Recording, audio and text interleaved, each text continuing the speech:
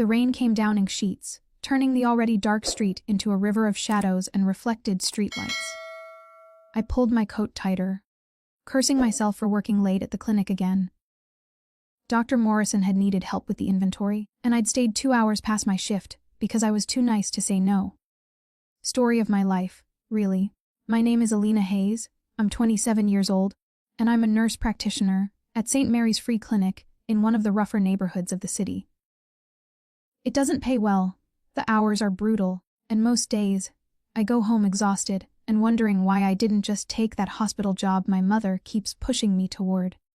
But then I remember Mrs. Chen, who comes in every week for her blood pressure medication and always brings me homemade dumplings.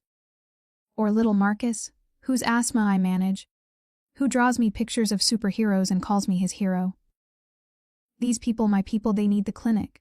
They need someone who cares more about helping than about profit margins. So I stay, and I walk home in the rain because my ancient Honda is in the shop again, and I can't afford both the car repair and this month's rent. The street was deserted at this hour, past midnight, nothing open except the occasional bodega with barred windows. I kept my head down, my hand wrapped around the pepper spray in my pocket. This neighborhood wasn't the worst in the city, but it wasn't safe either. Especially not for a woman alone at night. I was 2 blocks from my apartment when I saw him. At first, I thought it was just a pile of trash or discarded clothes in the alley entrance. But as I got closer, I realized it was a person. A man, slumped against the brick wall, rain pouring over him. Even from a distance, I could see the dark stain spreading across his white shirt. Blood. A lot of it. Every survival instinct I had screamed at me to keep walking. To call 900 Welland from a safe distance and let them handle it. This was how people got hurt, sticking their noses into situations that didn't concern them. But I was a nurse, and that man was bleeding out in the rain. I approached cautiously, my hand still on the pepper spray. "Sir, can you hear me?" No response. As I got closer, I could see he was young, maybe mid-30s, with dark hair plastered to his head by the rain. He wore expensive clothes, or what had been expensive before they'd been torn and blood-soaked. A white dress shirt, now mostly red, dark slacks, leather shoes that probably cost more than my monthly salary. "Sir." I knelt beside him, my knees instantly soaked through. "I'm a nurse. I'm going to help you, okay?" I pressed 2 fingers to his neck, feeling for a pulse. It was there, weak and thready, but present. He was alive, at least for now. I pulled out my phone to call 911, but his hand shot out with surprising speed, gripping my wrist.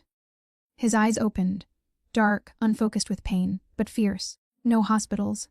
He managed, his voice rough and accented. Italian, I thought. "No police. Please, you're bleeding out," I said firmly. "You need emergency care." "Nung." His grip tightened despite his obvious weakness. "They'll find me. They'll finish what they started." They, whoever had done this to him, was still a threat. Which meant if I called 911, if I got authorities involved, I might be putting both of us in danger. This was insane. I should call anyway, let the professionals handle it, wash my hands of this situation before it got worse. But looking into his eyes, desperate, proud, and oddly vulnerable, I found myself making a decision that would change my life forever. "My apartment is 2 blocks from here." I heard myself say, "Can you walk if I help you?" Relief flooded his features. Yes, he couldn't, not really. Getting him to his feet took all my strength, and even then, he leaned heavily on me, his arm draped across my shoulders, his breath coming in harsh gasps. We must have looked like a pair of drunks stumbling home from a bar. Those 2 blocks felt like miles. Every step was agony. I could feel it in the way his body tensed, the barely suppressed groans, the trembling in his muscles.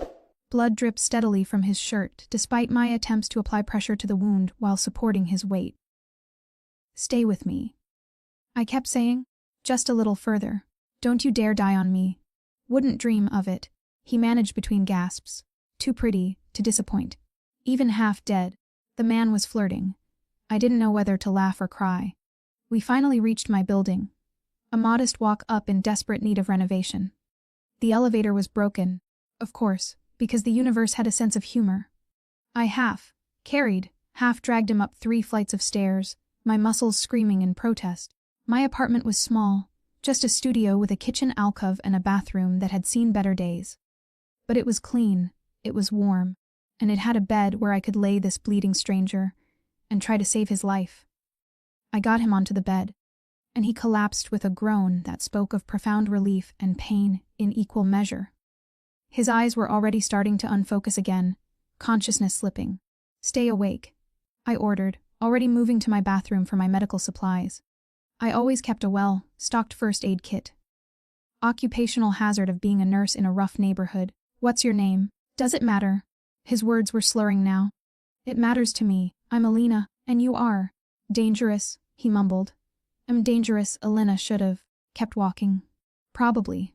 I returned with my kit, scissors in hand. But I didn't. "Now hold still, I need to cut away your shirt." I worked quickly, cutting through the expensive fabric to expose his torso. What I found made me suck in a breath. 3 gunshot wounds, one in his shoulder, one grazing his ribs, and one that had entered just below his chest on the left side.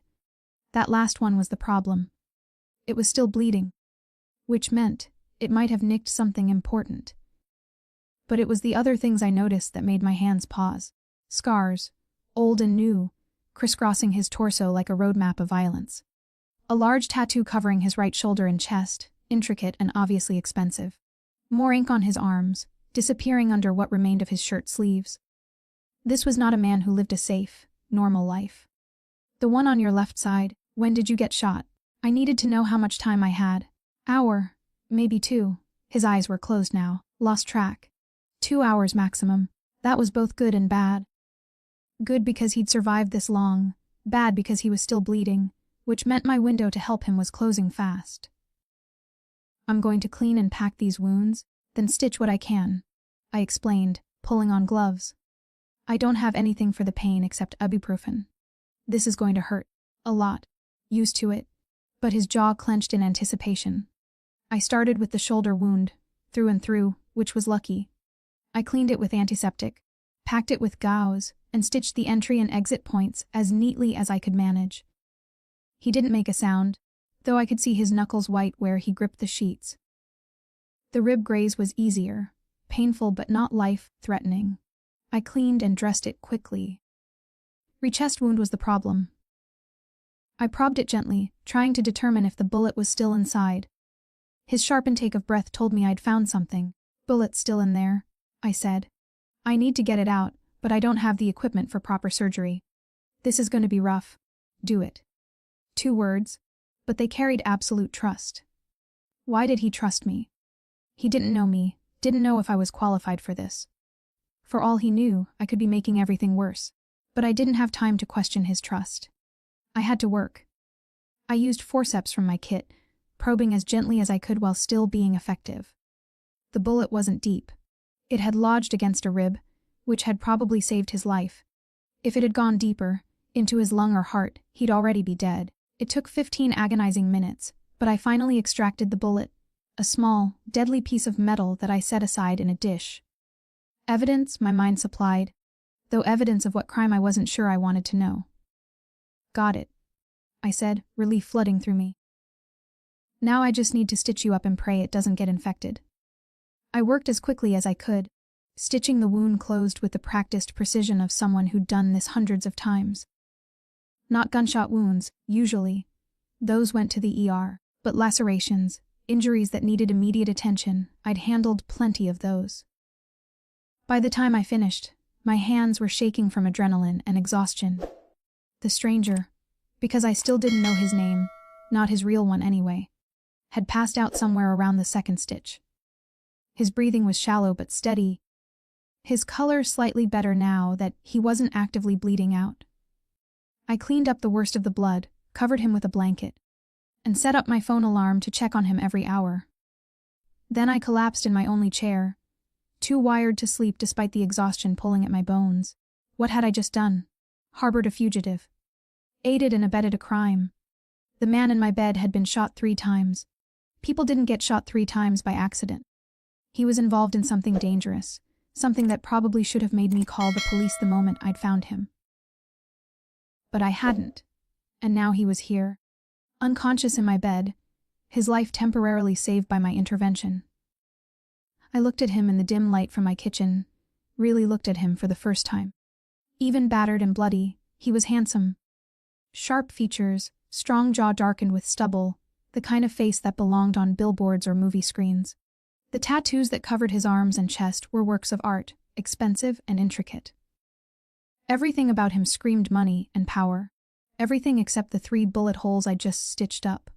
My phone buzzed. A text from Dr. Morrison, "Thanks for staying late. You're a lifesaver." If only she knew how literal that was tonight. I dozed fitfully in the chair, jerking awake every time my alarm went off to check his vitals.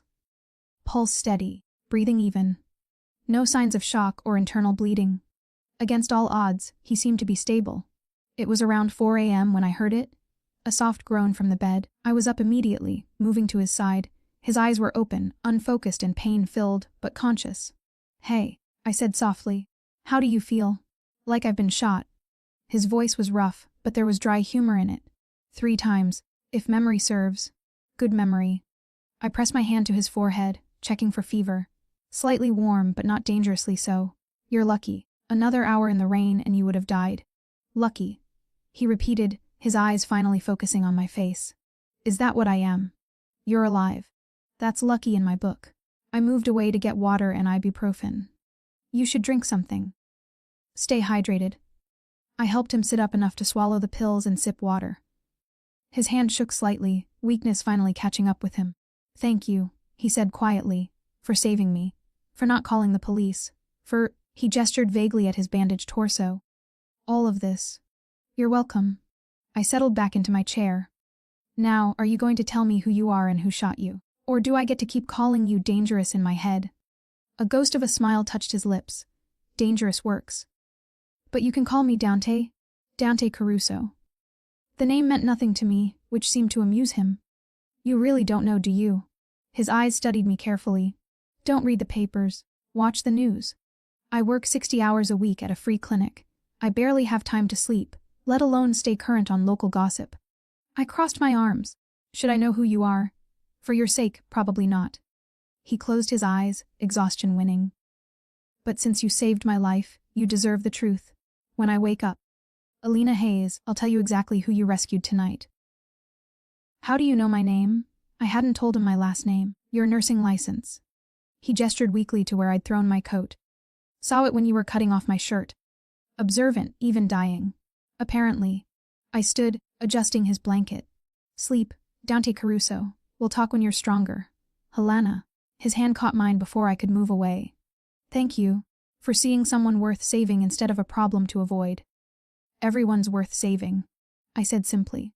"Even dangerous strangers in the rain." His smile was genuine this time, if tired. "You might regret that philosophy soon." But as I settled back into my chair, watching him drift into a deeper, more peaceful sleep, I didn't think I would. Dangerous or not, criminal or victim, he was my patient now. And I didn't abandon my patients. Even if they did turn out to be, as he'd promised to explain, the most dangerous man in the city. I woke to the sound of movement in my apartment.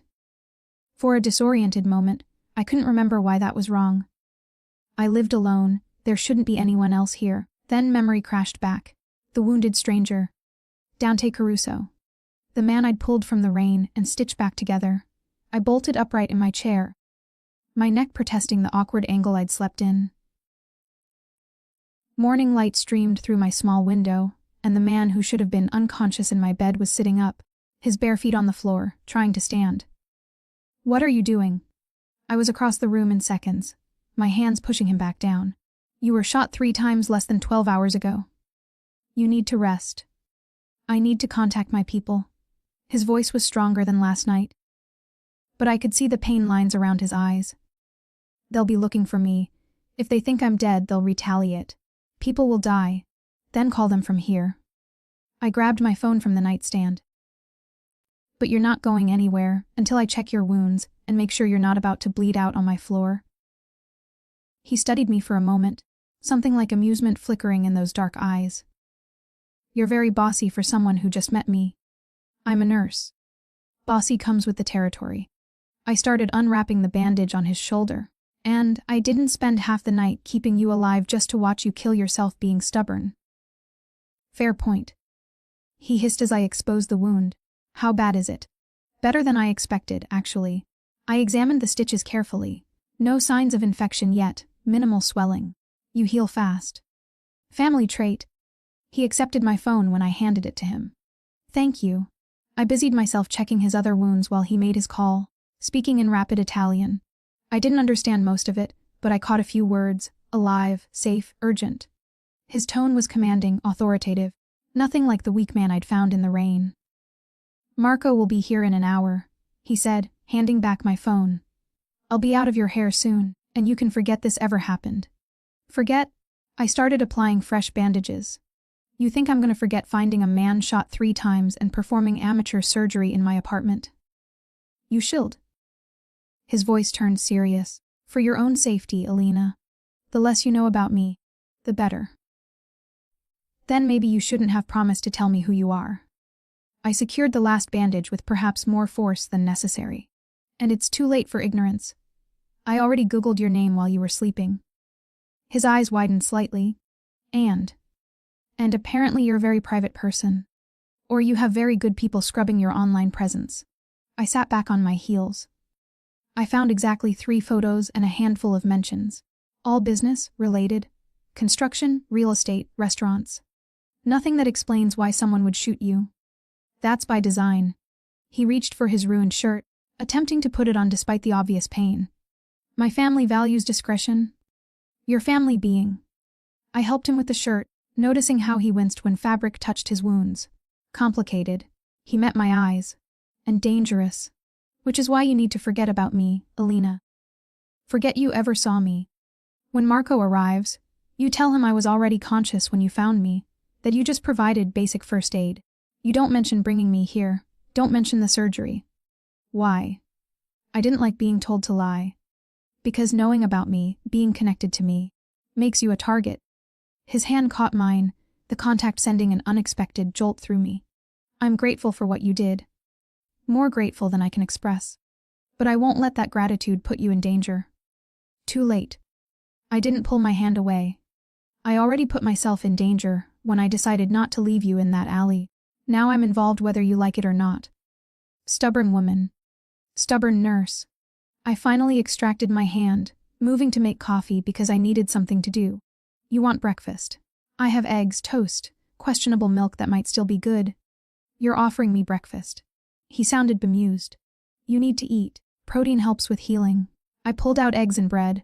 So yes, I'm offering you breakfast before your people arrive and whisk you away to wherever dangerous men go to recover. I cooked in silence, hyper-aware of him watching me. When I glanced over, I found him studying my apartment with the same careful attention he'd given me. Noting the medical textbooks stacked on my coffee table, the photos of my family on the wall, the general lived in chaos of someone who worked too much and lived too little. You live alone? He observed. Very observant. I cracked eggs into the pan. Are you always this nosy with people who save your life? I like to know who I'm dealing with. He shifted on the bed, trying to find a more comfortable position. Elena Hayes, 27, nurse practitioner at St. Mary's Free Clinic. Originally from Ohio, moved here 5 years ago. No social media presence. No husband or boyfriend based on the lack of male belongings. You work too much. Based on the 3 different clinic schedules pinned to your fridge. And you care too much, based on the fact that you risked your life to save a stranger. Ice crept down my spine. How do you know all that? Your name badge has your age. The clinic schedule is visible from here. The photos on your wall show flat Midwest landscapes, and your slight accent places you in the Ohio region. He gestured to my sparse apartment. No partner is obvious.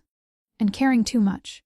His lips curved slightly. You literally performed surgery on a gunshot victim in your apartment instead of calling the police. That speaks to either extreme stupidity or extreme compassion. Could be both. I muttered, plating the eggs. Hair. Eat. I helped him settle against the headboard with a pillow behind him, then handed him the plate.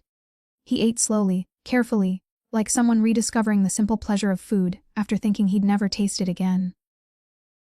This is good, he said after a few bites. It's scrambled eggs, hard to mess up. I've had expensive meals in 5-star restaurants that weren't as satisfying as this. He met my eyes. Thank you, Elena, for everything. You already thanked me. I picked at my own eggs, suddenly nervous. Multiple times. I'll probably thank you multiple more times before I leave. He set down his fork. What you did last night, the risk you took. Most people wouldn't have. They would have kept walking, called the police from a distance, protected themselves. But you didn't. I'm a nurse. I took an oath. The oath doesn't require you to bring bleeding criminals into your home. His voice was gentle but firm. That was a choice, Elena. A brave, reckless, potentially life-changing choice. Are you a criminal? I had to ask. He was quiet for a long moment. By legal definitions? Yes. I operate businesses that exist in gray areas. I make decisions that sometimes require violence. I protect what's mine using methods that wouldn't hold up in court. His eyes never left mine. But I'm not a monster. I don't hurt innocents. I don't traffic in human misery. And I take care of the people in my territory. People like those you serve at your clinic. That's very convenient morality. It's honest morality. He shifted, wincing.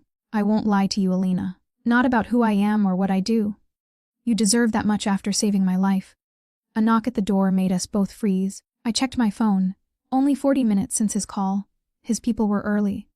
That's Marco. Dante said, but there was tension in his voice. Let him in, but stay behind me. You can barely stand. I protested. Elena, his voice carried command now. Behind me. I moved to the door, checking the peephole. A man stood there, tall, muscular, wearing an expensive suit despite the early hour. He looked like he could break me in half without breaking a sweat. Who is it? I called through the door. Marco Rossi. I'm here for Dante Caruso. His voice was deep, professional. He called me from this number. I glanced back at Dante, who nodded. I opened the door, and Marco's eyes swept over me in one assessing glance before moving past to where Dante sat on my bed. Boss. Relief flooded Marco's face. With thought. When you didn't make the meeting, when we found blood at the warehouse. I'm fine. Dante's voice was steady. Thanks to Miss Hayes here, she found me, without me home, patched me up. Without her, I'd be dead. Marco turned to me, and I saw genuine gratitude in his eyes. Then we owe you a debt, Miss Hayes. I was just doing my job. I wrapped my arms around myself, suddenly feeling very small in my own apartment. Your job doesn't include performing surgery on gunshot victims in your apartment. Marco moved to Dante's side, examining him with the practiced eye of someone who'd seen plenty of violence. We need to get you somewhere secure, boss. The Volkov brothers think they killed you. When they find out otherwise, they'll come looking. The Volkov brothers. I couldn't stop the question. The men who shot me.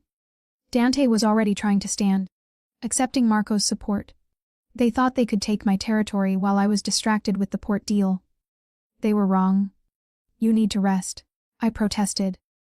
At least another day before you. I appreciate your medical opinion, but I can't rest while my people think I'm dead and my enemies think they've won. He was on his feet now, swaying slightly but standing. Marco, we need to move. Boss. I'll rest when I'm somewhere secure. Dante's eyes found mine. Elena, Marco will leave money to cover your trouble. Don't come looking for me. Don't mention this to anyone. Forget I was ever here. That's not necessary. I started. It is. He moved toward the door, each step clearly agonizing though he tried to hide it. And Elena, thank you. For seeing someone worth saving instead of a problem to avoid. He'd said something similar last night, I realized. Like he wasn't used to people choosing to help him, to risk themselves for him. Marco handed me an envelope, thick with what I assumed was cash. For your trouble, Miss Hayes. And for your discretion, the boss is right. You need to forget this happened. For your own safety. They were at the door when I heard myself say, wait.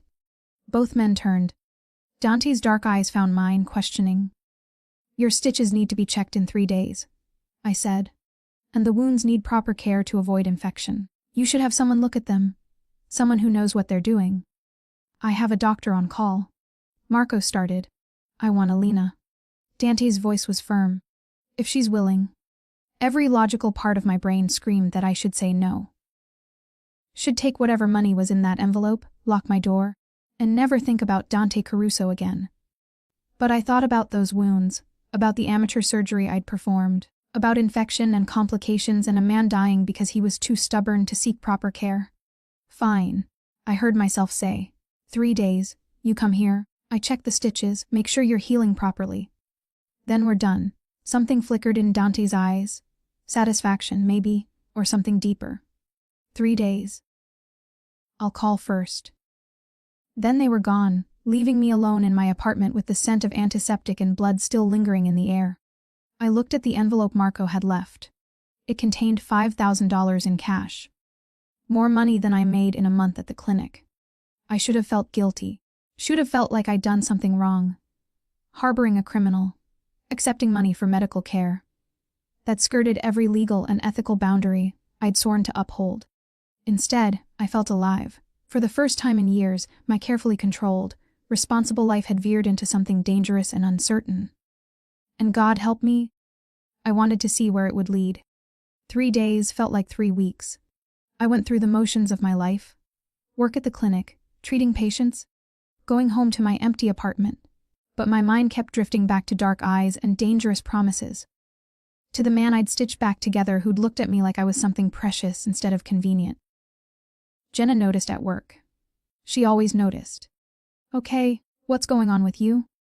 she asked during our lunch break on day 2.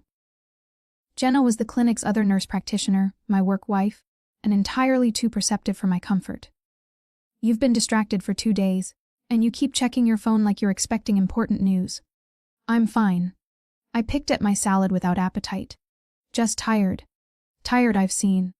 "This is different." Her eyes narrowed. "This is that look you get when you're hiding something. What happened? Did you finally cave and go on that date with Dr. Morrison?" "God, no." The thought of dating my well-meaning but boring boss made me shudder. "And I'm not hiding anything." Leer. But she let it drop, moving on to gossip about the new volunteer who couldn't handle the sight of blood. I made appropriate noises, but my mind was elsewhere. Would he call? Or had the past 3 days given him time to think, to realize that involving me further was a mistake? Maybe I'd never hear from him again. Maybe I'd just be a story he told someday, the nurse who saved his life and asked for nothing in return. The thought bothered me more than it should have. That evening, I was making dinner. Pasta because it was cheap and I could make enough for leftovers. When my phone rang. Unknown number. My heart kicked into overdrive. "Hello, Elena." Dante's voice, warm and familiar despite having only heard it once. "How are you?" "I'm fine." I turned off the stove, suddenly too nervous to cook. "How are you?" "How are the wounds?" "Healing." "I have a doctor who's been monitoring them, but I'd like you to check them as well.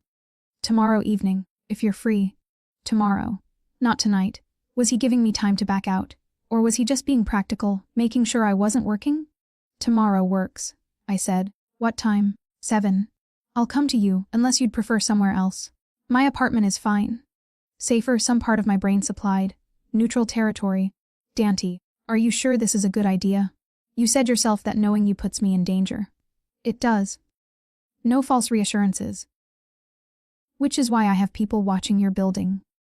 Making sure you're safe. If I'm going to put you at risk by involving you in my life, the least I can do is ensure that risk is managed." People watching my building. The thought should have frightened me. Instead, I felt oddly protected. "That's very thorough of you. I protect what's mine." A pause. "And you're mine now, Elena. Whether you like it or not, you saved my life. That creates a bond I take very seriously." "I'm not yours." I protested, but the words lacked conviction. "Aren't you?" His voice dropped lower. "You've thought about me these past 3 days. Wondered if I was okay. Checked your phone hoping I'd call. Don't lie and say you haven't." He was right, damn him. That's just normal concern. I worry about all my patients. "I'm not your patient. I'm the man you risked everything to save. The man who can't stop thinking about soft hands and gentle words. About someone who saw me bleeding in the rain and decided I was worth saving." He paused.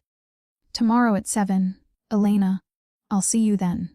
He hung up before I could respond, leaving me staring at my phone and trying to process what had just happened. Dante Caruso, who I'd met once while he was half dead, claimed I belonged to him. And instead of being offended or frightened, I was anticipating tomorrow with an intensity that scared me. I barely slept that night. My mind played through a dozen scenarios of how tomorrow could go. He'd arrive. I'd check his wounds. He'd leave. Simple, professional, Nothing more than a follow-up appointment. Except nothing about this was simple or professional, and we both knew it. The next day crawled by. I saw 12 patients at the clinic, filed paperwork, restocked supplies. Normal, routine tasks that felt surreal when my mind kept drifting to dark eyes and dangerous promises. "You're doing it again?" Jenna said as we were closing up, the distracted thing. "Are you going to tell me what's going on, or do I have to guess?" "There's nothing going on." The lie tasted bitter. "Elena Hayes, I've known you for 3 years. I know when you're lying." She crossed her arms. "Is it a man? Please tell me you're finally dating someone. Anyone, even Dr. Morrison would be better than your current hermit lifestyle." "It's not Dr. Morrison." I grabbed my coat. "And I'm not a hermit, I'm busy." "You're hiding." Her voice softened. "Ever since Marcus, you've been hiding. Working too much, never going out, never taking chances. I get it, he hurt you. But you can't let one bad relationship turn you into a shut-in." "Marcus." My ex-boyfriend who'd seemed perfect until he wasn't. Who'd slowly isolated me from friends, controlled my time, made me feel small and worthless. Who I'd finally found the courage to leave 2 years ago, moving cities to ensure he couldn't follow. "I'm not hiding," I said quietly. "I'm being careful. There's a difference." Eyes there. But Jenna let it drop, giving me a hug goodbye. "Whatever's going on, just be safe." "Okay, I'm always safe." Another lie, considering I was about to let a crime boss into my apartment. At 6:30, I was home, showered, and changed into clean clothes. Not fancy, just jeans and a comfortable sweater, but I'd made an effort. For professional reasons, I told myself. Nothing to do with wanting to look nice for him. At exactly 7, there was a knock at my door. I checked the peephole and found Dante standing there, looking nothing like the bleeding man I'd dragged from the rain. He wore dark jeans and a black button-down, expensive but casual. His color was good, his stance strong. If not for the slight stiffness in his movements, I wouldn't have known he'd been shot 3 times less than a week ago. "Hi," I said, opening the door. "Elena." The way he said my name made it sound like a caress. "Thank you for seeing me." "Of course." I stepped back to let him in, trying to ignore how much larger he seemed in my small apartment. "How are you feeling?" "Better every day." He moved to the bed. My bed, which I'd changed the sheets on twice since he'd blood all over it. "Your handiwork is holding up well?" "Let me see." I gathered my medical supplies, willing my hands not to shake. "Shirt off." He complied without hesitation, unbuttoning the shirt to reveal the bandages I'd applied. And the body beneath, lean muscle, olive skin, those intricate tattoos I'd noticed before now visible in full detail. A large piece covered his right shoulder and chest, religious imagery mixed with Italian script. More ink wound down his arms, disappeared below the waistband of his jeans. "See something you like?" His voice held amusement. "I'm examining your wounds," I said primly, though heat flooded my cheeks. "Hold still." I unwrapped the bandages carefully, relieved to find the wounds healing well. No signs of infection, minimal scarring, the stitches holding. His doctor had clearly been doing good work. "You heal fast," I observed, cleaning around the stitches. "Faster than normal. Family trait, we're sturdy." His eyes tracked my movements. "Good genes." "Good genes don't explain this." I traced a scar on his ribs, old, long-healed. Or this. Another scar on his shoulder. "How many times have you been shot?" "Counting this time?" 7. Said as casually as someone might mention getting 7 haircuts. "Stabbed 4 times. Beaten more times than I can count. It comes with the territory." "That's not normal, Dante." I applied fresh bandages, perhaps more firmly than necessary. "People don't get shot 7 times if they're living safe lives." "I don't live a safe life." His hand caught mine, stilling my movements. "I told you that. I'm dangerous, Elena. Being around me is dangerous. But I'm grateful you're here anyway. I'm a nurse. It's what I do." I tried to pull my hand away, but he held firm. "No. You're a nurse who treats people at a free clinic. Who works too hard for too little pay because you care. Who sees someone bleeding in the rain and decides they're worth saving even when common sense says to walk away." His thumb traced circles on my palm. "You're extraordinary, Elena, and I'm selfish enough to want you in my life despite the risks. You barely know me." "I know enough." He pulled me closer, until I was standing between his knees, his hands on my waist. "I know you're brave and compassionate. I know you value life above rules. I know your hands shake when you're nervous. But stay steady when you're working. I know you've been thinking about me as much as I've been thinking about you. That's very presumptuous. But I didn't pull away. Am I wrong? His dark eyes searched mine. Tell me you haven't wondered. Haven't thought about that night, about what it means that our paths crossed, about why you couldn't just walk past me. He wasn't wrong. I had wondered. Had lain awake playing through scenarios of what might have happened if I'd made different choices. If I'd called 911 instead of bringing him home. If I'd never looked down that alley at all. What do you want from me? I asked quietly.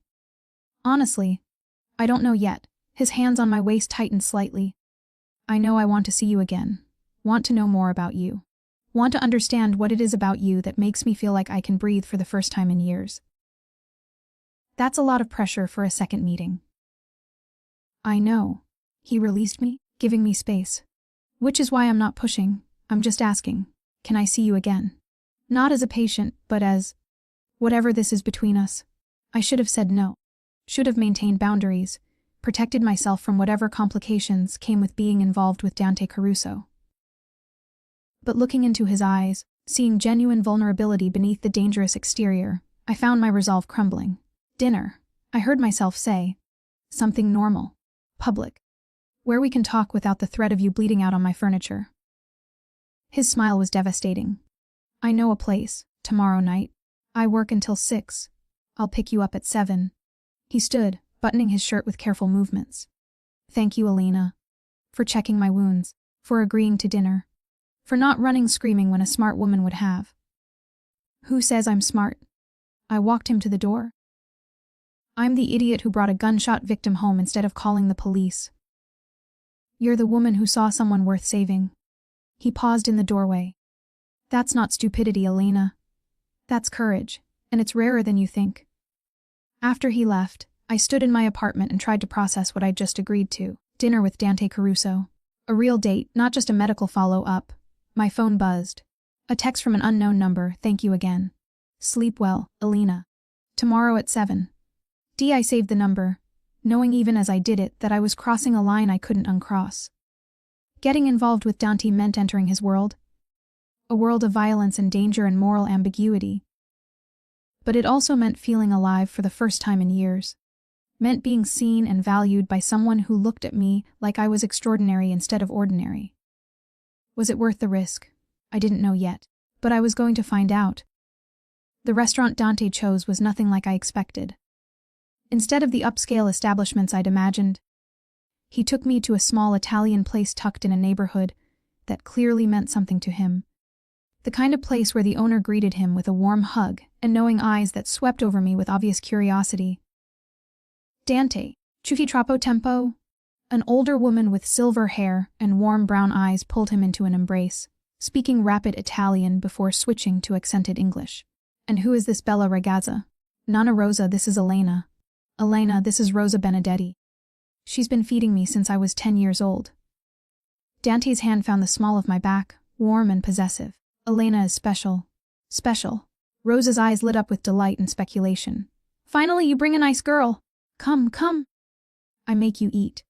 She bustled us to a corner table, private but with a view of the entire restaurant.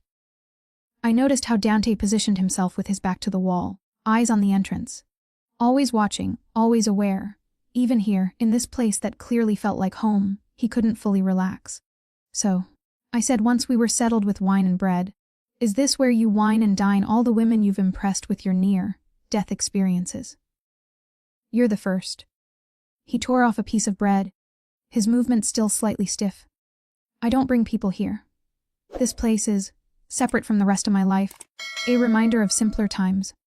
Before you became the most dangerous man in the city, I kept my voice light, but I was genuinely curious. Before I inherited my father's empire, yes. He took a sip of wine. Rosa knew my mother. Used to make Sunday dinners for our family when I was a kid. After my parents died, she kept that tradition going for me and my younger brother. This restaurant, these people, they're the closest thing I have to normal. Your parents died. I'd wondered about his family but hadn't wanted to pry. Car accident when I was 19. My brother Marco was 16. His jaw tightened. Officially an accident. Unofficially, the brake lines were cut.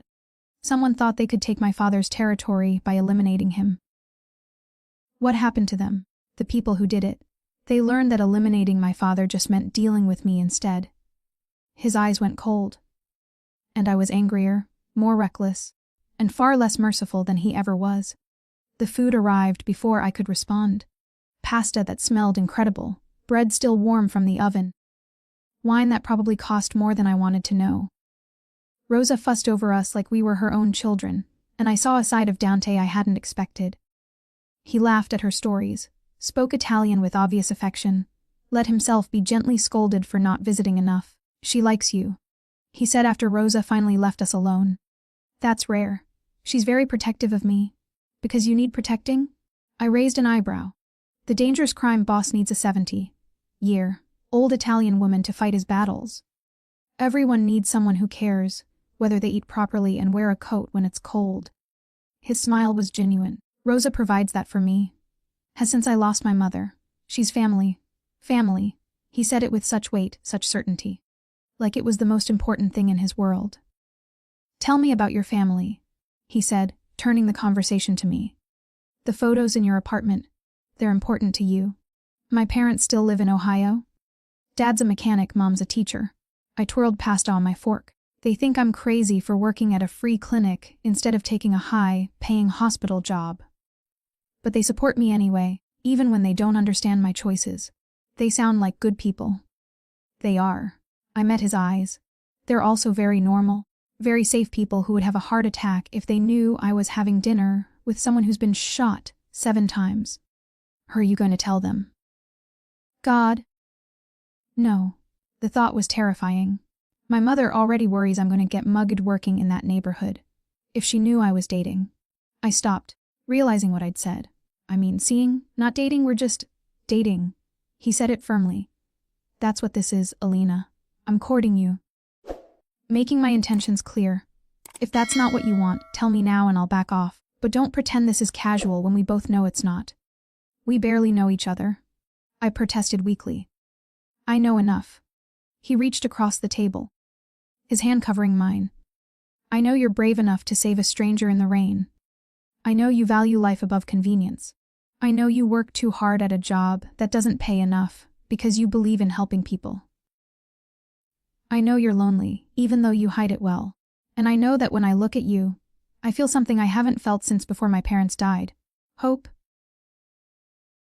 The vulnerability in his admission cracked something inside me. Dante?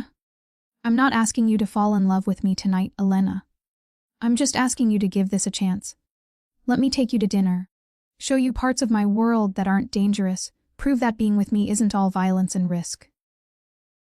What about the parts that are dangerous? I had to ask. The Volkov brothers who shot you, they're still out there. What happens when they find out you're alive? They already know. His voice hardened. We had a conversation yesterday. A very clear conversation about territory and respect and the consequences of trying to kill me. They won't be a problem anymore. What kind of conversation? Though I wasn't sure I wanted to know. The kind that ends with bodies in the river. He said it flatly, no apology. They came at me, Elena, shot me 3 times and left me to die. That requires a response. You killed them. Not a question. I eliminated a threat. He squeezed my hand. I won't apologize for protecting myself and my people. That's who I am. If you can't accept that, if you need me to be someone softer and safer, you should walk away now. The honest brutality of his words should have sent me running. But looking at him, this complicated, dangerous man who spoke of murder as casually as dinner plans, I found I couldn't judge him the way I should have. I should walk away, I said quietly. I should finish this meal, thank you for a lovely evening, and never see you again. But, his eyes searched mine, but I don't want to. The admission cost me. I should want to. I should be terrified of you, of what being with you means. But instead, I just want to know more. Want to understand how someone can be ruthless enough to kill but gentle enough to care about an old Italian woman who feeds him pasta. People aren't one thing. Alina. His thumb traced circles on my palm. I'm capable of violence when it's needed. But I also value loyalty, family, protecting those who can't protect themselves. Those things aren't contradictory. They're just complex? Complex is one word for it. But I was smiling despite myself. We talked for hours. About his childhood in this city, about my small town upbringing, about the clinic and my patients, about his legitimate businesses and the gray areas he operated in. He didn't hide who he was or what he did, and I appreciated the honesty even when it scared me. "Walk with me," he asked as we finally left the restaurant, Rosa waving us off with promises to pack us leftovers next time.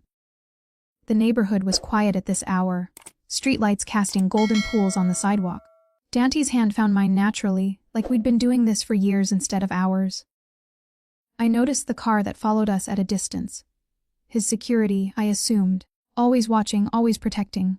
"Does it bother you?" I asked. "Never being alone. Always having someone watching." "It's necessary." He pulled me closer as we walked. People in my position were always targets.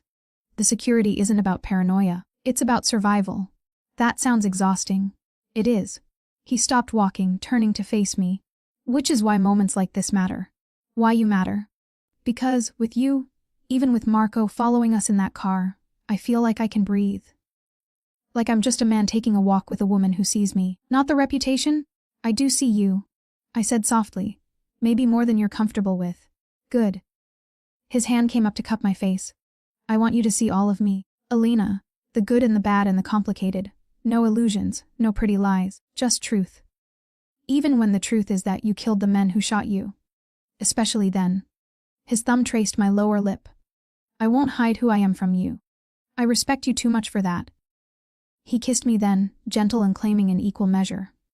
His lips were warm despite the cool night air, skilled in a way that suggested experience but tender in a way that suggested he cared.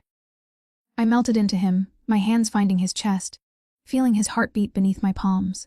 When we finally broke apart, we were both breathing hard. "I should take you home," he said, though he made no move to release me. "You should." I agreed, but I kissed him again anyway. The drive back to my apartment was quiet, charged with tension. Marco drove.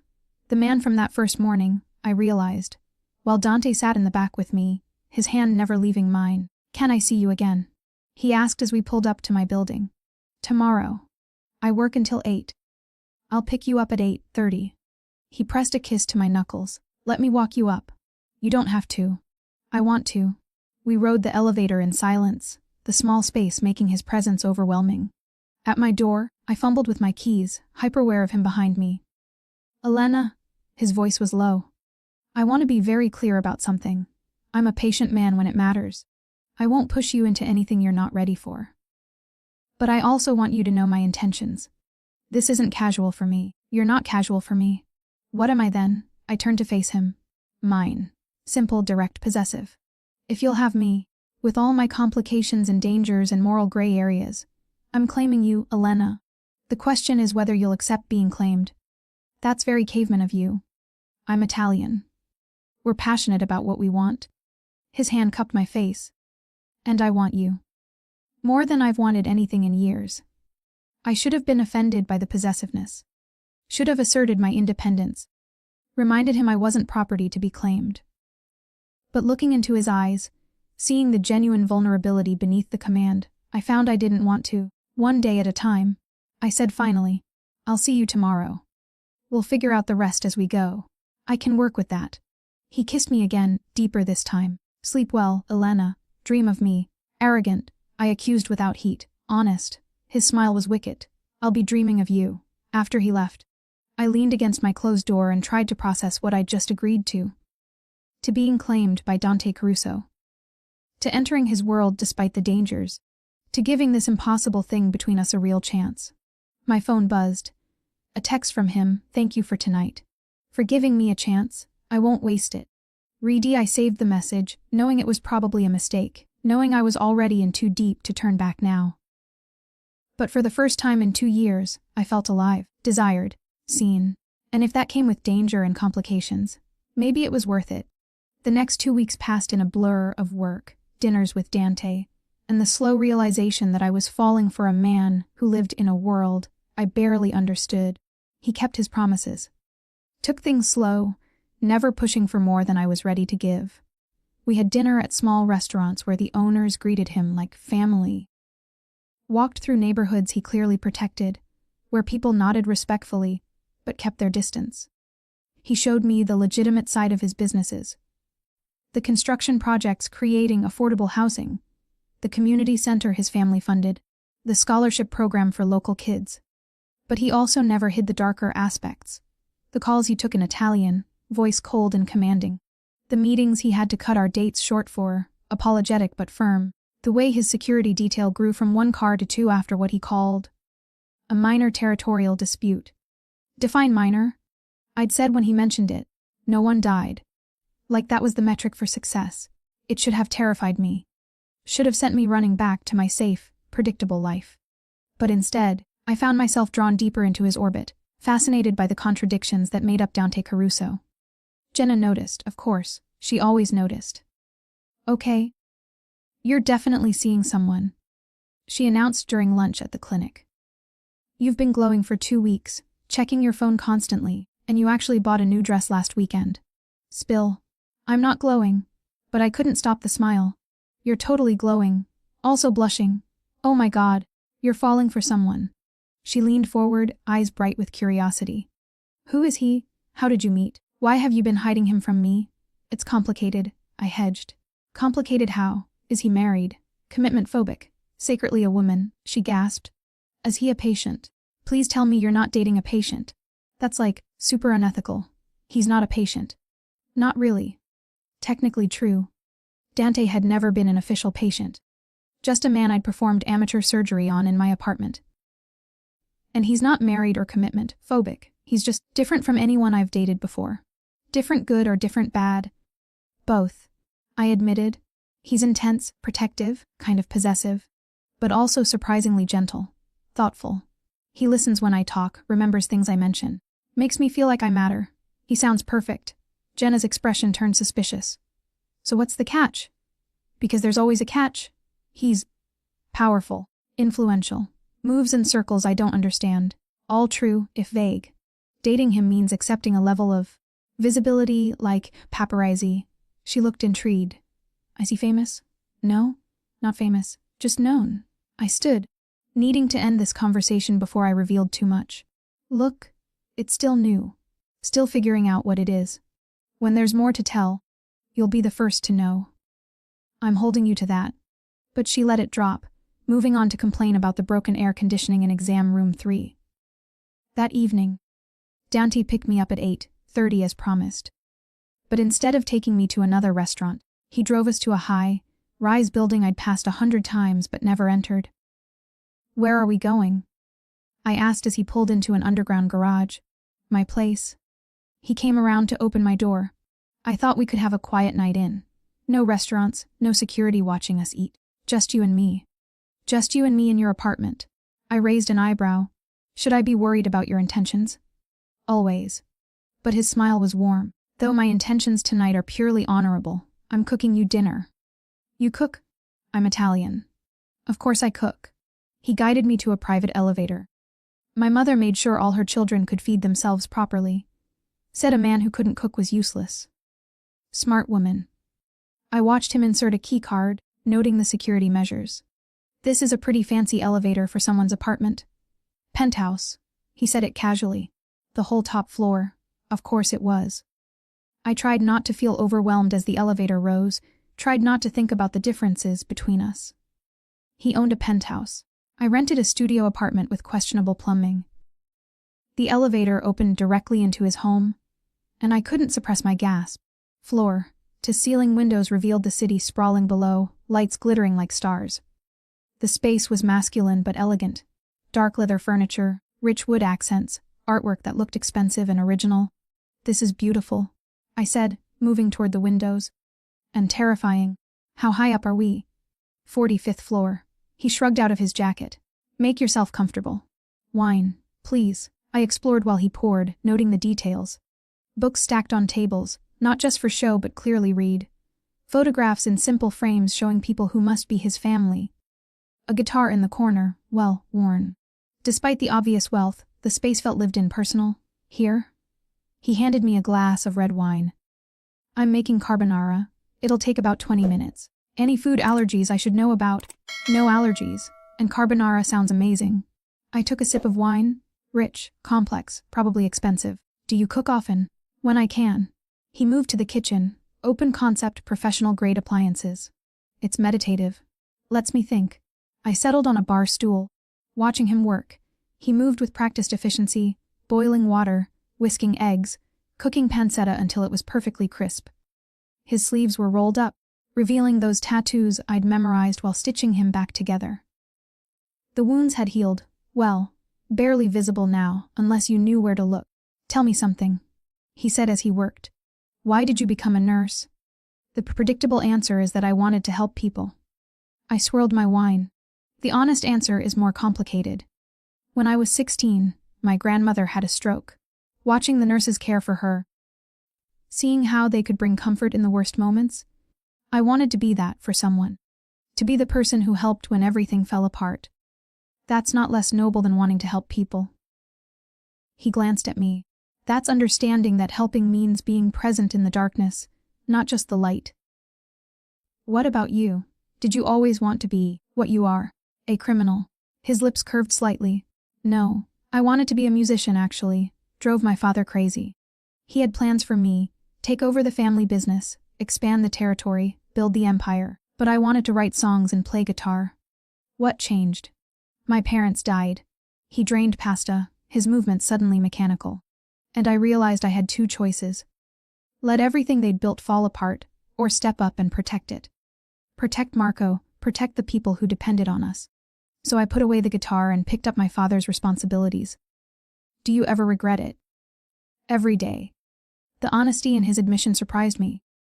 But regret doesn't change reality. I made my choice, and I've lived with the consequences.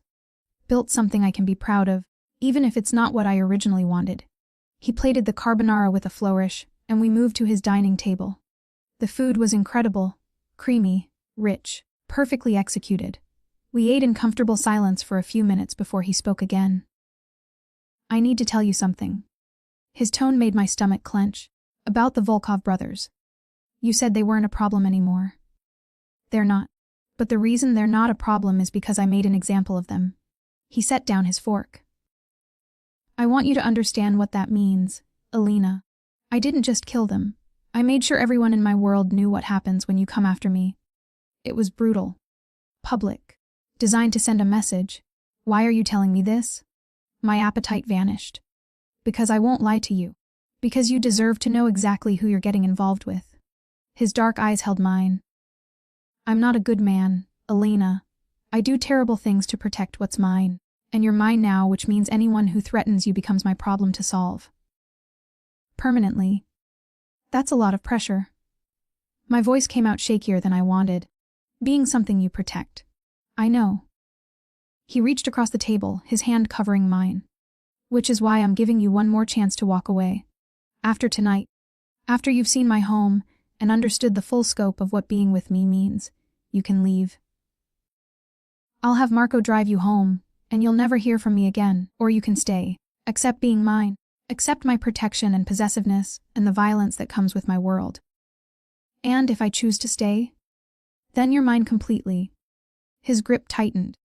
No halfway measures, no keeping one foot out the door. You're in my life, in my home, in my bed.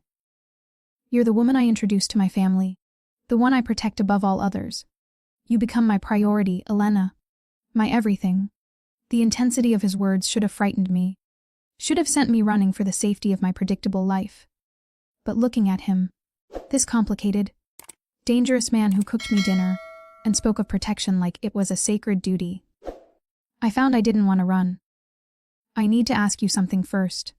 I pulled my hand back, needing distance to think. The women you've been with before, there happened to them. There haven't been many. My late fiancée, Maria, died of cancer 3 years ago. Before her, a few casual relationships that ended amicably when we both lost interest. He stood, moving to refill our wine glasses. I don't do casual well, Alina. When I commit to someone, it's completely. Maria understood that, accepted it. The question is whether you can. Your fiancé died. I hadn't known that detail. I'm sorry. So am I. He settled back in his chair. She was good, too good for me and my world. But she loved me anyway. Accepted the violence and moral ambiguity because she believed there was something worth saving beneath it. Was there? She thought so. His smile was sad. I'm not sure I agreed with her then. But meeting you, seeing myself through your eyes, I think maybe she was right. Maybe there's something worth saving after all. I'm not her. I needed him to understand. I can't be a replacement for someone you lost. I know. He moved his chair closer to mine, his hand finding my face. You're not a replacement, Elena. You're something entirely new. Something I didn't know I needed until I found you in that alley, deciding I was worth saving. You keep saying that, like it was some big decision. But it wasn't. I leaned into his touch despite my uncertainty. You were hurt. I'm a nurse. It was that simple. Nothing about you is simple. His thumb traced my cheekbone. You're brave and compassionate, and so determined to see the good in people that you looked at a bleeding criminal and saw someone worth risking yourself for. That's not simple, Elena. That's extraordinary. He kissed me then, and I let myself sink into it. Let myself feel the heat and want and need that had been building between us for 2 weeks. His hands moved to my waist, pulling me from my chair onto his lap. I straddled him, my fingers tangling in his hair as the kiss deepened. Elena, he groaned against my mouth. If you want to stop, you need to tell me now. Because if we keep going, don't stop. The words came out breathless. I don't want you to stop. You're sure? He pulled back enough to meet my eyes. Because once we do this, you're mine. No going back. I'm already yours. The admission should have terrified me. Instead, it felt freeing. I have been since that night in the rain. We both know it. His eyes darkened with want and something deeper. Possession, satisfaction, triumph. Say it again. I'm yours, Dante. I kissed him softly. And you're mine, if you'll have me, always. He stood, lifting me with him. Let me show you exactly how much. I woke to sunlight streaming through floor, to ceiling windows and the unfamiliar weight of an arm draped across my waist. For a disoriented moment, I couldn't remember where I was. Then the night before came flooding back. Dante's penthouse, dinner, the conversation that had led to his bedroom. Heat flooded my cheeks at the memory. He'd been gentle but demanding, taking his time to learn what made me gasp, what made me beg. We'd fallen asleep tangled together, and apparently hadn't moved much during the night. You're thinking too loud. Dante murmured against my shoulder, his voice rough with sleep. I can feel you spiraling. I'm not spiraling. Lie. I was absolutely spiraling. Just processing, regretting. His arm tightened around me, not constraining but protective. No. That, at least, was true. Just wondering what happens now. Do I get up, put on my clothes from yesterday, do the awkward morning after thing? Or is there a protocol for this? The protocol, he said, rolling me to face him, is that you stay. We have breakfast. You borrow one of my shirts. And we acknowledge that everything changed last night. Very presumptuous of you. But I was smiling. Very accurate of me. He pressed a kiss to my forehead. You're mine now, Elena. Completely. Which means you don't sneak out at dawn or worry about protocols. You stay, and we figure out the rest together. Just like that? We had sex and now we're… what? Together. We were together before last night? His hand cupped my face. Last night just made it official. But if you need to hear me say it. Elena Hayes, will you be my girlfriend? My partner? The woman I introduce as mine without qualifications. The old-fashioned phrasing should have amused me. Instead, it made something warm bloom in my chest. Yes, I heard myself say. Yes to all of that. His kiss was claiming, possessive, full of promises. When we finally broke apart, we were both breathing hard. Breakfast, he said firmly, though his eyes were dark with want. Then I need to make some calls. But tonight, dinner with my brother. I want Marco to officially meet the woman in my life. Meeting the family already. My stomach flipped with nerves. Isn't it a bit soon? Marco already knows about you. He drove me to your apartment 3 times. Dante was already out of bed, pulling on sweatpants. But I want him to meet you properly. As my girlfriend, not just the nurse who saved my life. I watched him move around the room, comfortable in his space and his skin. The morning light revealed the scars I'd traced last night. The old bullet wounds, the knife marks, the roadmap of violence that covered his body, but also the gentler marks, my nails on his shoulders, the love bite I'd left on his collarbone in a moment of passion. "You're staring again?" he said, but he was smiling. "I'm appreciating." I threw his words from last night back at him. "You're very nice to look at. Come here." He held out a hand. "Let me find you something to wear, then I'm making you my famous frittata." His closet was the size of my entire apartment. Rows of expensive suits, crisp shirts, casual clothes that probably cost more than my monthly rent. He pulled out a soft shirt that would swallow me. "This'll work." He helped me slip it on, his hands lingering on my skin. "Perfect. I look like I'm wearing a tent. You look like you're wearing my clothes. There's a difference." His eyes heated. "Reminds everyone who sees you that you're mine. Possessive much?" "Absolutely. No apology. I'm Italian. We're territorial about what we love." Love. The word hung between us, heavy with meaning. He'd said it casually, but his eyes held mine with intensity that suggested it wasn't casual at all. "Danta. Too soon." He cupped my face. "I can't help how I feel, Elena. I've known since that night in the rain. Since you looked at me like I was worth saving instead of a problem to avoid. I love you. I'm in love with you. And I'm not apologizing for saying it too soon or too intensely. That's who I am." My throat tightened with emotion. "I think I love you too. Which is insane because we've only known each other 2 weeks. Time doesn't matter." He kissed me softly. "What matters is that you're mine and I'm yours. The rest is just details." Breakfast was comfortable, domestic in a way I hadn't expected. Dante cooked while I sat at his kitchen island, both of us in sleepwear, talking about nothing and everything. He told me about Marco's upcoming birthday, about the expansion plans for his construction business. I told him about the new volunteer at the clinic, about Mrs. Chen's latest batch of dumplings. Normal conversation, except for the occasional interruption when his phone rang and he took calls in Italian, his voice hard and commanding. "Business," he'd explain after. "Nothing to worry about." But I noticed the tension in his shoulders, the way his jaw tightened. "What's wrong?" I asked after the third call. "Nothing you need to worry about." But he set down his fork. "A territorial dispute. Someone's pushing into my area, thinking they can take advantage while I'm distracted." "Distracted by me, you mean? Distracted by happiness." He reached across the table, finding my hand.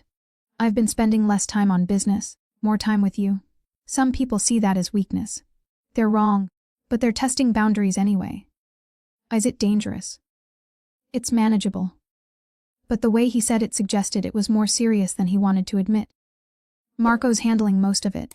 I just need to make a few appearances, remind people why they shouldn't test me." "The violence you mentioned." I pulled my hand back. "This is that, isn't it? The part of your life that's not dinners and construction projects." "Yes." He didn't hide from it. "I told you what I am, Elena. What my world requires. If you stay with me, you'll see this side occasionally. The phone calls, the late-night meetings, the days where I come home with blood on my knuckles." "Have you killed anyone since we've been together?" I had to ask. "No." He met my eyes steadily. "But I've hurt people. Sent messages. Made examples. That's part of maintaining power in my world. If I show weakness, people die. My people. Innocent people caught in the crossfire. So I do what's necessary to prevent that." That's a lot of weight to carry. I moved around the table to stand in front of him. "Having to be violent to prevent more violence?" "It is." He pulled me onto his lap, his arms around my waist. "Which is why moments like this matter. Why you matter. Because with you, I get to be just Dante. Not the boss, not the enforcer. Just a man who loves a woman. That's very sweet for someone who just admitted to hurting people this week." "I contain multitudes." He nuzzled my neck. "And you make the darkness easier to bear." We spent the rest of the morning in his apartment, comfortable in a way that should have taken months to develop. He worked in his home office, while I read on his couch, both of us content just being in the same space. It felt domestic, real, like a glimpse of what our life could be if we let it. Around 2, he emerged from his office with an apologetic expression. "I need to go handle something. It'll take a few hours. You can stay here if you want, or Marco can drive you home." "What do you want me to do?" I asked. "Stay." No hesitation. "Make yourself comfortable. There's food in the kitchen, books everywhere. The TV has every streaming service." "Stay, Elena. Let my home become your home. That's moving pretty fast. Buddy established I'm intense. But his eyes held genuine question. Too fast. I thought about going back to my tiny apartment, spending the afternoon alone. Then thought about staying here, surrounded by his things, waiting for him to come home. I'll stay, I decided. But you're making me dinner when you get back. Deal. He kissed me thoroughly. I'll text you when I'm on my way. And Elena, thank you. For being here, for staying, for choosing me despite all the complications. After he left, I explored his apartment more thoroughly. His bedroom was massive, the bed we'd shared large enough for 3 people. The bathroom was all marble and glass, with a shower that had more settings than my car. His closet was organized with military precision. But it was his study that revealed the most. Photographs on the walls, him with a younger man who must be Marco, both grinning at the camera. An older couple I assumed were his parents. A beautiful woman with warm eyes. Maria, probably his late fiancée. Books lined the shelves, everything from business texts to classic literature to, surprisingly, poetry. His guitar sat in the corner, and I picked it up carefully. It was well maintained but showed signs of use. Worn frets, a small scratch near the sound hole. I strummed experimentally, the sound filling the quiet space. He used to play all the time. I spun, nearly dropping the guitar. Marco stood in the doorway, looking apologetic. Sorry, didn't mean to startle you. Dante asked me to check on you, make sure you're comfortable. He gestured to the guitar. He was really good, had offers from record labels before everything changed. What changed? I set the guitar down carefully. Our parents died, and suddenly he had responsibilities that didn't leave room for music. Marco moved into the study, his eyes on the photographs. He gave up everything he wanted to protect me, to keep the family business running. Never complained, never resented it, just stepped up because someone had to. That must have been hard for both of you. It was. Marco turned to me, his expression serious. Which is why I need you to understand something, Elena. My brother, he doesn't let people in. Not since Maria died. The fact that he's letting you into his life, into his home, that means something. It means he's trusting you with the softest parts of himself. I know that. I crossed my arms defensively. I'm not going to hurt him. I don't think you will. His voice softened. But I needed to say it anyway. Dante's the strongest person I know, but everyone has a breaking point. Losing Maria nearly destroyed him. If he loses you, he won't. The certainty in my voice surprised me. I'm not going anywhere. Marco, I love him. Even though it's fast and probably crazy, I love him. Marco's smile was genuine. Good, because he loves you too. More than I've seen him love anything since Maria. You make him happy, Elena. You make him remember what it's like to be just a man instead of always being the boss. That's a lot of pressure. That's love. He moved toward the door. Dinner tonight at 7. Dante wants to do it properly. Introduce you to the family, make it official. You good with that? Terrified but good. I admitted. Perfect. His grin was wicked. Terrified means you care. See you at 7. After he left, I settled back on the couch with a book from Dante's shelf. Poetry. Surprisingly. But I couldn't focus on the words. My mind kept drifting to tonight, to meeting his family officially, to what it meant that I was being welcomed into this world so completely. My phone buzzed. A text from Jenna. You didn't come home last night. Either you're dead in a ditch or you finally got laid. Please tell me it's the latter. I smiled, typing back, definitely the latter. And it's serious, Jen. Like, meeting the family serious. Her response was immediate, OMG DDILs. Coffee tomorrow? I need to hear everything. You really don't, I typed. But coffee sounds good. Because how could I possibly explain to Jenna that I'd fallen in love with a crime boss? That I was wearing his shirt in his penthouse, waiting for him to come home from doing God knows what? She'd think I was insane. And maybe I was. But as I settled back to wait for Dante, his home warm and comfortable around me, I couldn't bring myself to regret it. Insane or not, this was where I wanted to be. Dante arrived home at 6, looking tired but satisfied. There was blood on his knuckles. Not his, I realized, and a tension in his shoulders that spoke of violence recently committed. But his eyes softened when he saw me curled on his couch. You stayed. Simple words, but they carried weight. I stayed. I set down the book. Though you should probably clean your hands before we talk about our day, He glanced at his knuckles, seeming to notice the blood for the first time. Right. Give me 10 minutes. He disappeared into the bedroom, and I heard the shower running. When he emerged, he'd changed into fresh clothes, dark jeans and a black button-down, and looked more like the man I'd had breakfast with, less like the enforcer who'd spent the afternoon reminding people not to cross him. How bad? I asked as he settled beside me on the couch. Handled. He pulled me against him, his arm around my shoulders. No one died, if that's what you're asking, but a few people learned that testing my boundaries has consequences. Your knuckles were bleeding. Their faces were worse. No apology. I won't lie to you about what I do, Elena. But I also won't give you details you don't need. Is that fair? I don't know. I turned to face him. Part of me wants to know everything, to understand your world completely. But another part is scared of what I'll find if I look too closely. That's reasonable. His hand found mine. You don't have to understand everything right away. We can take it slow, let you adjust to my world gradually. We're having dinner with your brother in an hour. That's not exactly slow. Marco you've already met. And he likes you, which matters. Dante pressed a kiss to my temple. Tonight is just making it official. Showing him that you're important to me, that you're part of my life now. No pressure then. But I was smiling. You'll be fine. He stood, pulling me up with him. But you should probably change. Not that I don't love seeing you in my shirt, but meeting the family requires slightly more formal attire. I don't have anything here. I gestured to my yesterday's clothes draped over a chair. Unless you want me wearing a wrinkled dress from last night. About that. He led me to his bedroom, opening the closet to reveal a section I hadn't noticed earlier. Women's clothes. New, tag still attached, clearly expensive. I took the liberty of having some things brought in. Your size, various styles. Nothing crazy, just options. I stared at the clothes. Dresses, jeans, casual wear, all exactly my style. When did you have time to do this? This morning while you were sleeping. I called my assistant, gave her your size and preferences, asked her to put together a wardrobe. He shifted, suddenly uncertain. Too much. I can return everything if it's too much. It's very much. But I was touching a soft sweater, running my fingers over beautiful fabric. Also very thoughtful. How did you know my size? I pay attention. His arms circled my waist from behind.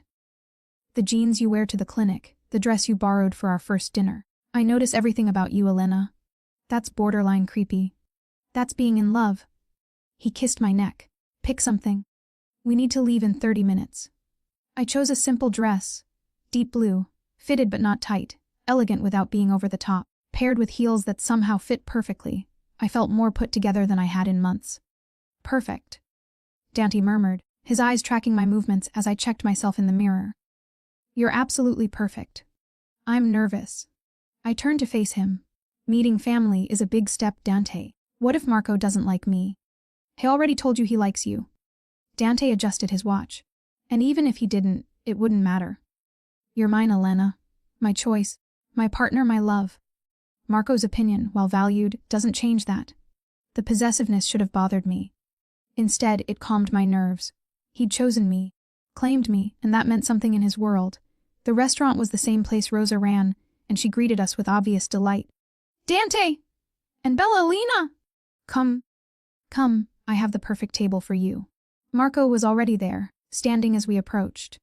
Up close and in better lighting, I could see the resemblance between the brothers. Same dark eyes, same strong features. But where Dante carried tension like a shield, Marco seemed more relaxed, his smile genuine. Elena, he pulled me into a brief hug. Good to see you again. Under better circumstances this time. Much better. I settled into the chair Dante held out for me. Thank you for everything. That first morning. I should be thanking you. Marco's expression turned serious. If you hadn't found him, if you hadn't brought him home and patched him up, I'd be planning a funeral right now, instead of having dinner with my brother and his girlfriend. Some would say I should have just called 911. Some people don't understand our world. Dante's hand found mine under the table. But you did, Elena. You understood that hospitals meant questions, police, exposure. You protected me even before you knew who I was. That matters. Dinner was easier than I expected.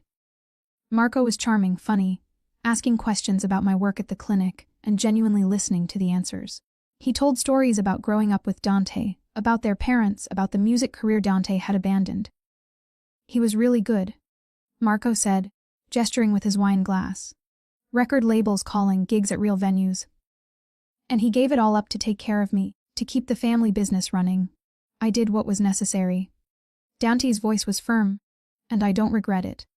You should have had a choice. Marco's eyes held old pain. You were 19, Dante. You should have been in college or touring with a band, not running a criminal empire. Life rarely gives us the choices we want. Dante squeezed my hand. But sometimes it gives us unexpected gifts. Like Alina, who walked into my life when I needed her most. Very smooth, I murmured. Very true. He lifted my hand to his lips. You saved my life, Elena. In more ways than just the medical intervention. Oh God, they're going to be sickeningly sweet all night, aren't they? But Marco was grinning. We talked for hours, the restaurant emptying around us. Rosa kept bringing food, endless courses of pasta, bread, desserts. She fussed over us like family, which I was beginning to realize we were. Not by blood, but by choice. So when do I get to meet the rest of the family? I asked as we finally prepared to leave. Parents, cousins, the whole Italian family experience. The brothers exchanged glances. It's just us, Marco said quietly. Our parents died. Extended family is complicated. Most of them don't approve of the business, keep their distance. I'm sorry. I looked between them. I didn't mean to. Don't apologize. Dante's arm around me tightened. You're our family now, Elena. You and Rosa and the few people we trust. That's what matters. Small but loyal, Marco added. Quality over quantity. Outside, Marco said his goodbyes with another hug. Take care of him, he said quietly. He acts tough, but he needs someone. Needs you. I will, I promised. The drive back to Dante's penthouse was quiet, comfortable. His hand never left mine, thumb tracing absent patterns on my palm. That went well, I said as we rode the elevator up. Better than well. He pulled me close. Marco loves you. Rosa loves you. Which means you're officially part of my family, small as it is. Is that what this was? An initiation. That was me showing the people I love most that I've found someone worth keeping. The elevator doors opened. And making it clear to everyone in my world that you're under my protection. That touching you means starting a war they can't win. Always so dramatic. Always so honest. He led me inside, immediately pulling me into his arms. I love you, Alina Hayes. And I'm keeping you. Forever if you'll let me. Forever is a long time. But I was kissing him. Not long enough. His hands spanned my waist. Stay with me. Not just tonight, but every night. Move in properly. Make this place ours instead of mine. That's moving very fast. My heart raced with possibility and fear. We've only been together 2 weeks. I've known since the first night. His forehead pressed against mine. Since you looked at me bleeding in the rain and decided I was worth saving. I'm not patient when it comes to things I want, Alina. And I want you here in my home, in my bed, in my life. Permanently. What about my apartment? My job? Keep the apartment if you want, or let me buy you something bigger, better. Keep working at the clinic. I'd never ask you to give that up. Just come home to me at the end of the day. Let this be where you belong. I should have said it was too soon, too much, too fast. Should have insisted on taking things slow, maintaining independence. But looking into his eyes, seeing genuine vulnerability beneath the commanding exterior, I found I didn't want to. Okay, I heard myself say. I'll move in, but slowly. Bringing my things gradually, keeping my apartment for a few months just in case. Just in case what? His eyes darkened. In case you decide I'm too dangerous, too complicated, too much. Oh, in case I need space. I cupped his face. I love you, Dante. But I'm also terrified of losing myself in you, in your world. I need to know I can still be Elena. Still have my independence. You'll always be Elena? He kissed me softly. Strong, compassionate, brave Elena who saves strangers in the rain. I don't want to change you. I want to love you exactly as you are. Even when I'm stubborn? Especially then. His smile was wicked. Though I reserved the right to argue back. I wouldn't expect anything less. We spent that night tangled together, making promises in whispered words and gentle touches. And when I woke the next morning to sunlight and his arm around me, I knew I'd made the right choice. THRE Moen TAS let R. My things had gradually migrated to Dante's penthouse until my old apartment sat empty except for furniture. I still worked at the clinic, still maintained my independence.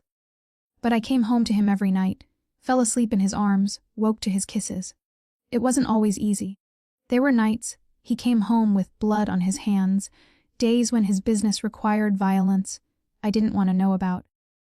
But there were also quiet mornings making breakfast together, evenings where he played guitar while I read, moments of perfect domesticity that made the complications worthwhile. "I have something for you," he said one morning over coffee. "If it's another closet full of clothes, it's a key." He set a small box on the counter. "To the penthouse. Official, permanent, yours." I already have a key. I'd been using his spare for weeks. "That's my spare. This is yours. Your name on the deed, your home as much as mine." His eyes held mine. "I want you to know this is real, Elena. Not temporary, not conditional. This is your home because you're my home." I opened the box, finding a key attached to a small charm. A medical caduceus. That's very sentimental for a dangerous crime boss. "I contain multitudes." He pulled me onto his lap. "And you bring out the sentimental side. Say you'll stay, not just for now, but forever." "Forever is still a long time." "I know." He kissed me softly. "But I'm a patient man when it matters. I'll wait as long as you need to be sure." "I'm already sure." I wrapped my arms around his neck. "I love you, Dante Caruso. Dangerous, complicated, impossibly intense you, and yes, I'll stay. Forever." His smile was devastating. "You just made me the happiest man alive." "Good." I kissed him thoroughly. "Because you make me happier than I ever thought possible." We sat there in the morning light, planning a future that should have been impossible. A nurse and a crime boss, brought together by rain and violence,